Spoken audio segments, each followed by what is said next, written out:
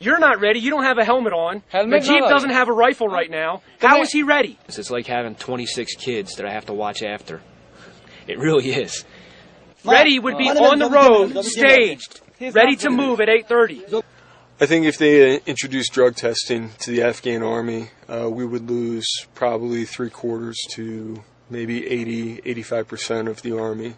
It requires telling them almost 30 times, don't do this, don't do this, don't do this, don't do this, don't do this. Come on, let's go! Building up Afghanistan's army is one of the mainstays of the US exit strategy from this war. It now stands at around 80,000 soldiers, but President Obama recently announced he wants to triple that number. These US Marines are embedded tactical trainers, also known as ETTs, and their job is to mentor the fledgling Afghan army. Check your soldiers, make sure they're good. Someone's got a helmet on backwards. They all still got their weapons slung on their shoulders like it's not a fucking combat patrol. I know we're supposed to advise them and everything like that, but they're supposed to be able to conduct tactical operations without us. So if I wasn't standing here right now, it makes me wonder if a dude in a bright blue shirt would be going into the mountains, and he probably would be. You get over here and you walk into a whole squad of A&A smoking hashish. Assalamu alaikum. They don't understand that the use of drugs, it affects the way that they accomplish their mission. Ultimately, it affects their ability to protect their nation and get Afghanistan on its feet. Assalamu alaikum. Singa, Jory. Who's smoking hashish around here? Who's smoking hash? We're gonna find them. Soldiers come out without helmets. Soldiers come out missing a lot of gear. There's inspections that need to be done before we step off on a patrol. Right now, we're not going to go on the patrol. Tell him to come over here. Come here. What kind of cigarette is that? What? Why are you throwing away your cigarette? Aren't cigarettes worth a lot of money here?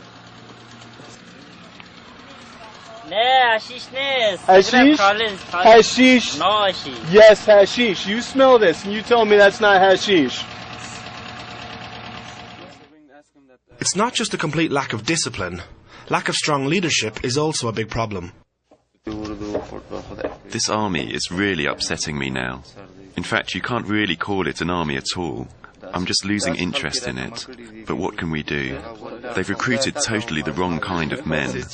They're all stupid and ignorant. These young men are a bunch of delinquents. They're only here because they've been driven out of their villages for misbehaving. You have to figure out what motivates your soldiers. And you need to get that sense of nationalism that, that Afghanistan can be a good country, that, will play on a global scale with all the other countries, that can stand up to Pakistan, that can stand up to Iran, and be, the Afghanistan of history. I've talked to them like this many times. I've gone over it again and again. But they just come for a short while, and if they don't like it here, they just desert. I don't get along with them, and they don't get along with me. Promotion in the Afghan army often has more to do with family connections and money than ability or merit.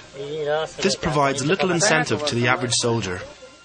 When you look at the enemy, they have performance-based promotions where, if they do a good job, they get promoted, vice who they're related to. And you kind of have to respect that in a way.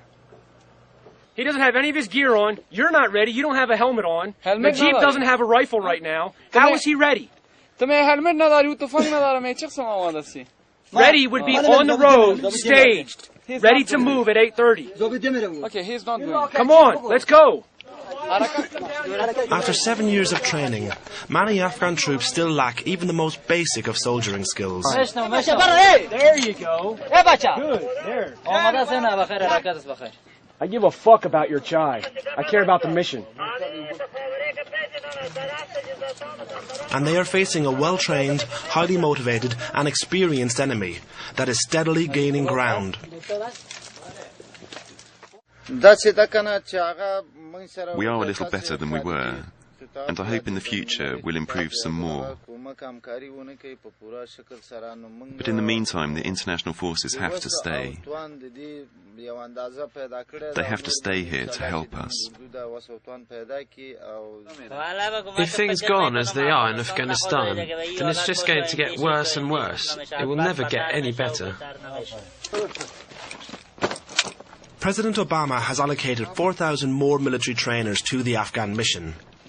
Whether that will be enough to stem the tide of the Taliban advance remains to be seen.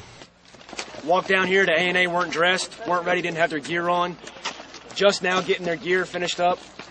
No inspections happened again, I can almost guarantee it. But still, time means nothing to these guys.